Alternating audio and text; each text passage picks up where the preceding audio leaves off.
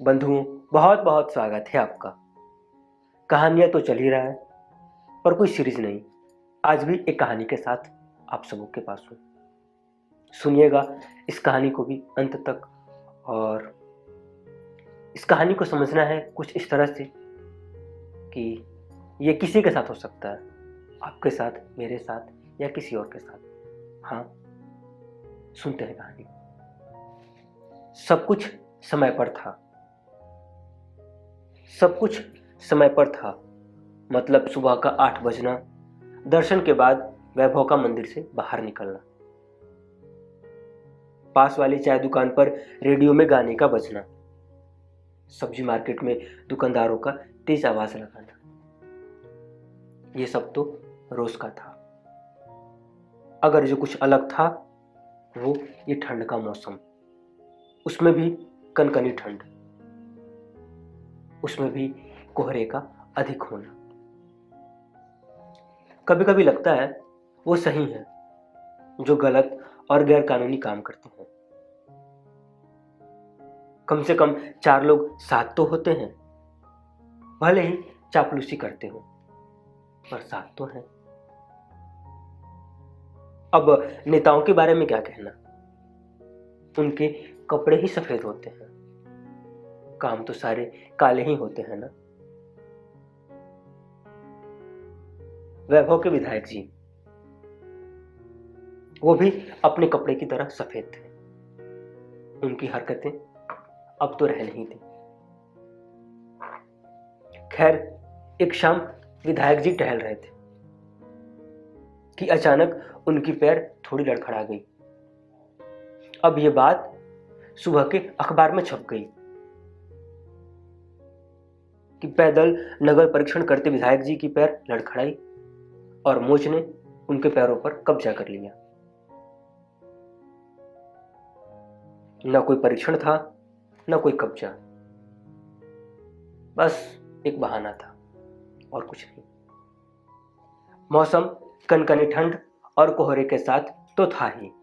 वैभव मंदिर से बाहर निकल ही रहा था कि सामने कोई एक शख्स गिर गया। कुछ लोग उसकी तरफ भागे, खुद वैभव भी। फिर उसे बिना उठाए लौट आए, ये कहते हुए, अरे ये तो वही पागल है।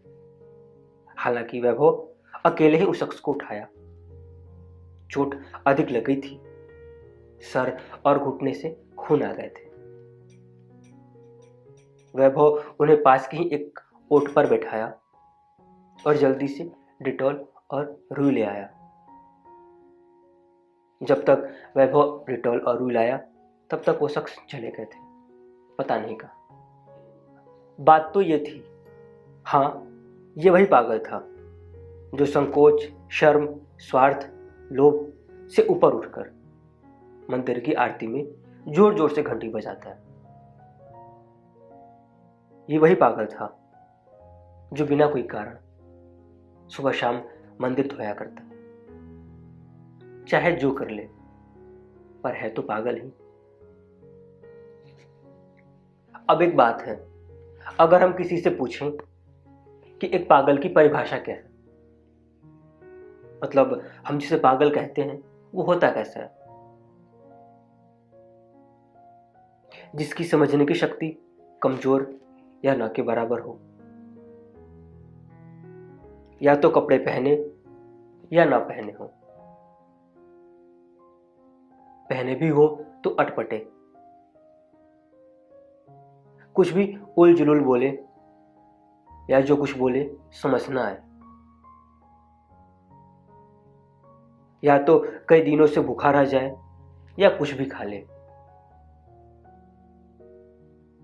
अब एक बात कहूं, वैसे पागल तो कोई नहीं होता, या तो सब पागल है। बताता हूं कैसे। बस समझने का फेर है।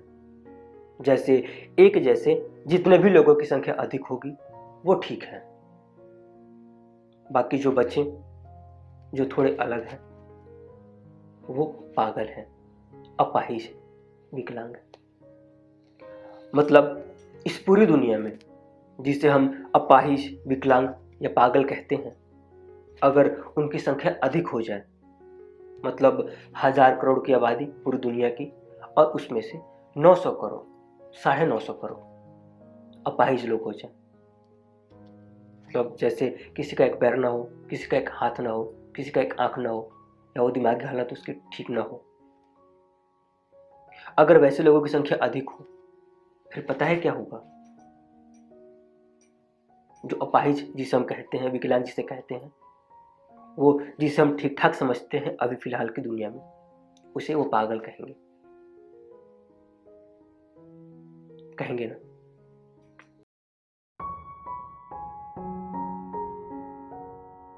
कहानी कहें या जो भी कहें, पूरा हुआ। आप लोगों ने समझा? बस जिसकी संख्या अधिक वो बढ़िया, जिसकी संख्या कम वो पागल है, बाकी तो सब ठीक ठाक ही है ना? तो बताइएगा कैसे लगी आपको मेरे लिए की छोटी सी कहानी, बात, या जो कहें आप। ठीक है, इंतज़ार है आपके कमेंट का, और ये कहानी सुनने के लिए, पसंद करने के लिए आप सभी का बहुत बहुत धन्यवाद।